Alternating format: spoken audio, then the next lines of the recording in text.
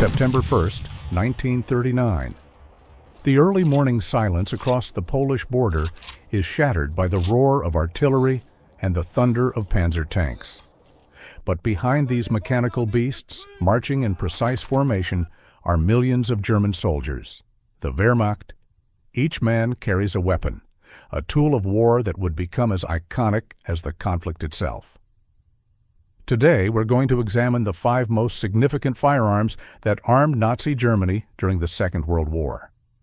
These weren't just pieces of metal and wood, they were engineering marvels, deadly instruments, and in many cases, revolutionary designs that would influence firearms for decades to come.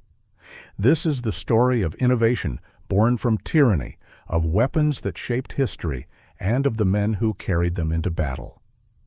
Our story begins with a rifle that predates the Nazi regime itself, yet became synonymous with the German soldier. The Karabiner 98 Kurz, better known as the Kar 98K, it's 1898. Kaiser Wilhelm II rules Germany. A brilliant weapons designer named Paul Mauser creates what will become one of the most reliable bolt-action rifles in history, the Gewehr 98. Fast forward to 1935. Adolf Hitler's Wehrmacht needs a standard service rifle. They don't reinvent the wheel. Instead, they take Mauser's proven design and shorten it, creating the Kurz, or short, carbine version.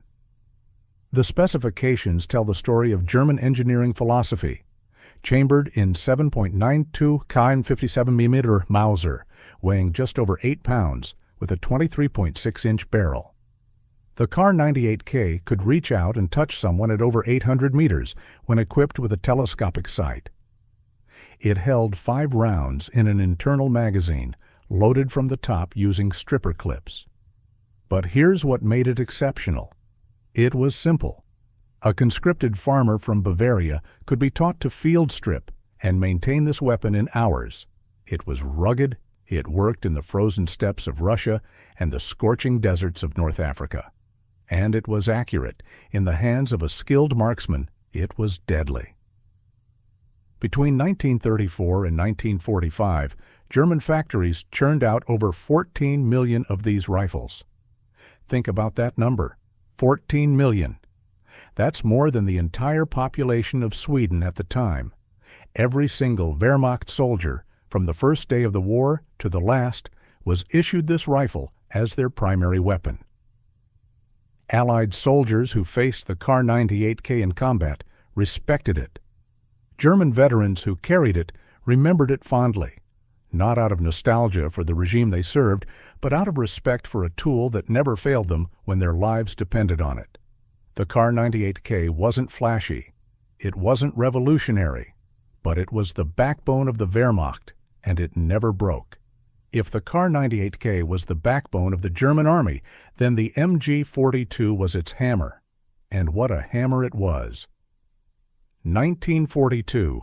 The Eastern Front is a meat grinder. The Germans need firepower, overwhelming, suppressive firepower.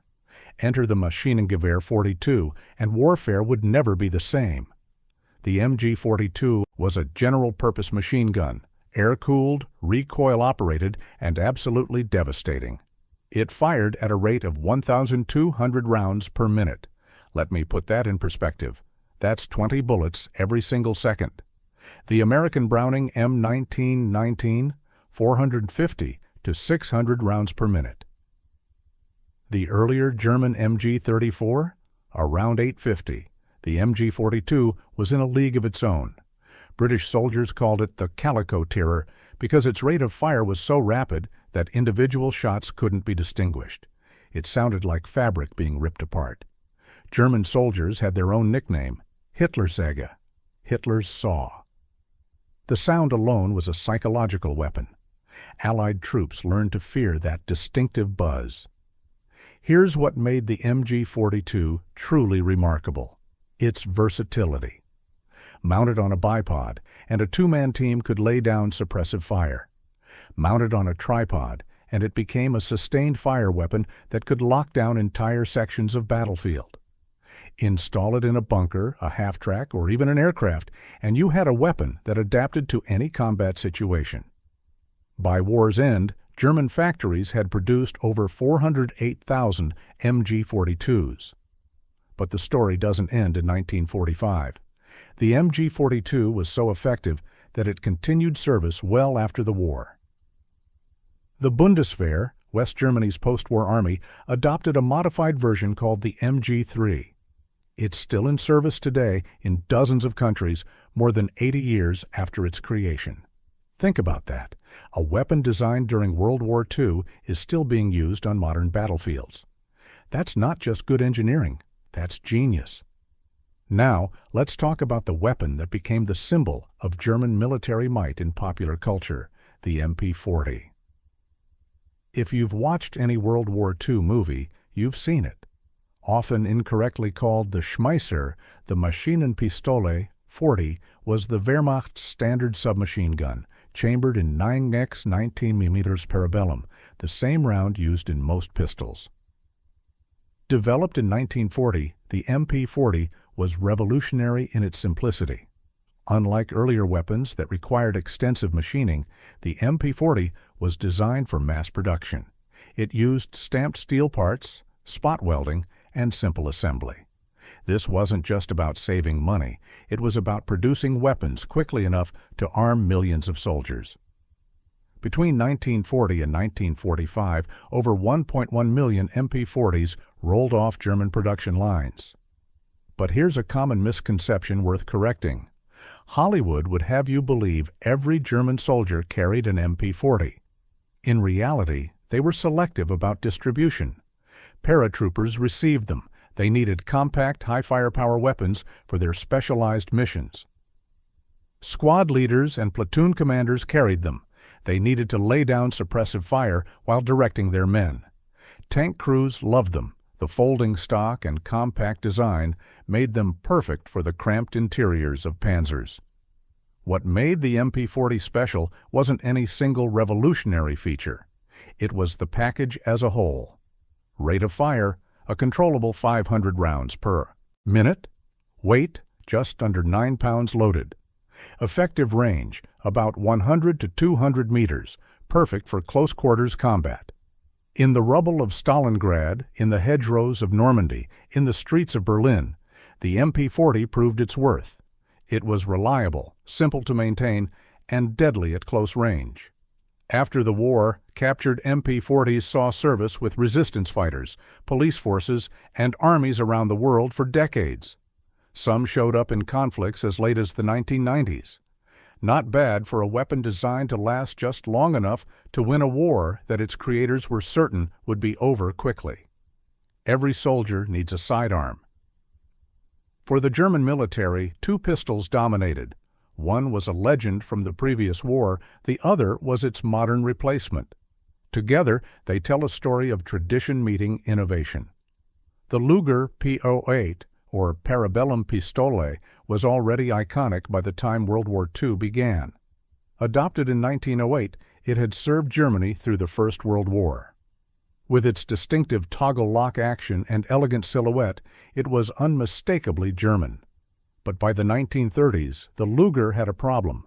It was expensive and time-consuming to produce. Each one required extensive machining and hand-fitting. In an era of mass mobilization, Germany needed something simpler. Enter the Walther P38 in 1938. This was modern firearms design at its finest.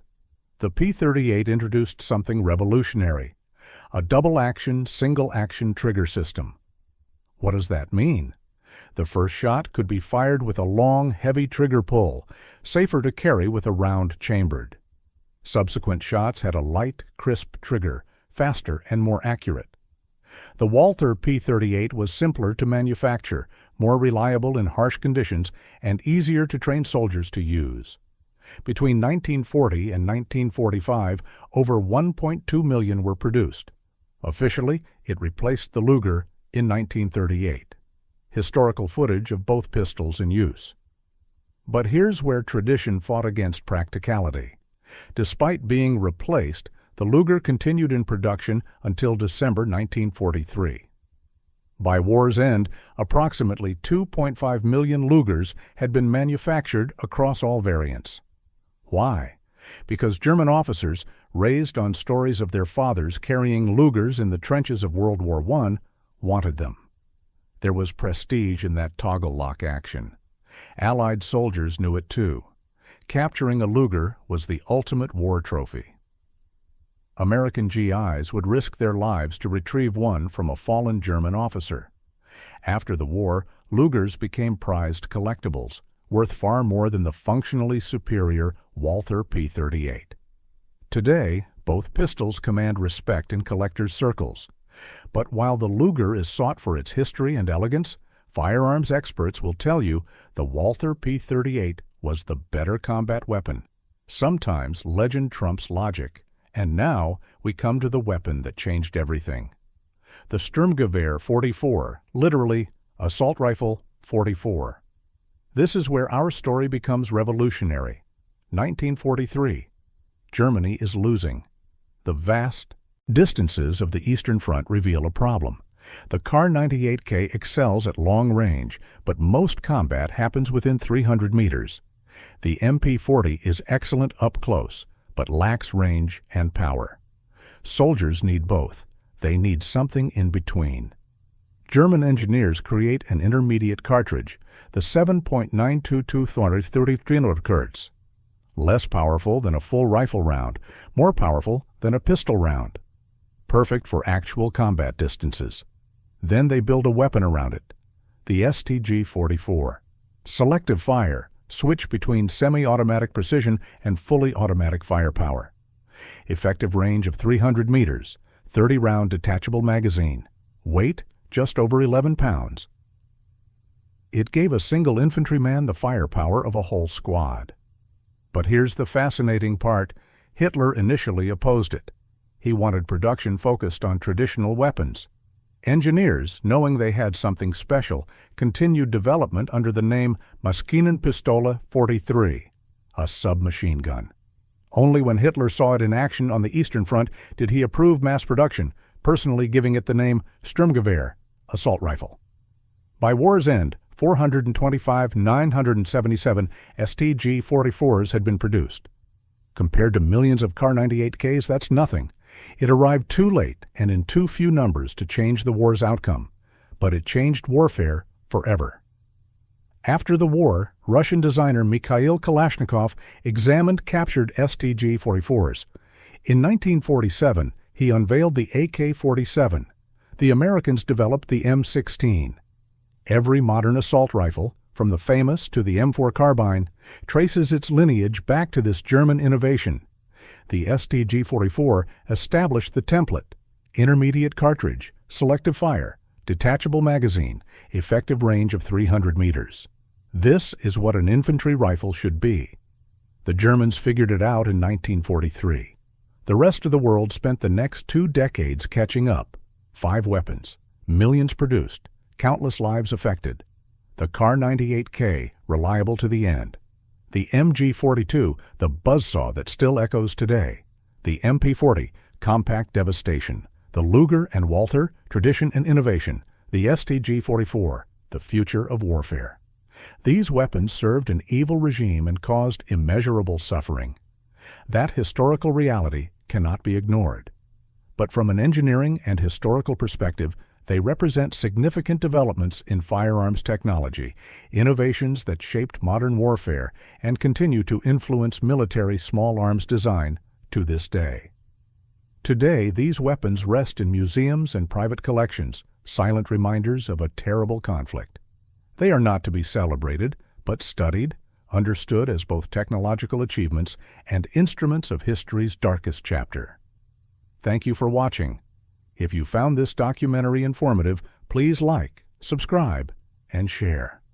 And remember, those who cannot remember the past are condemned to repeat it.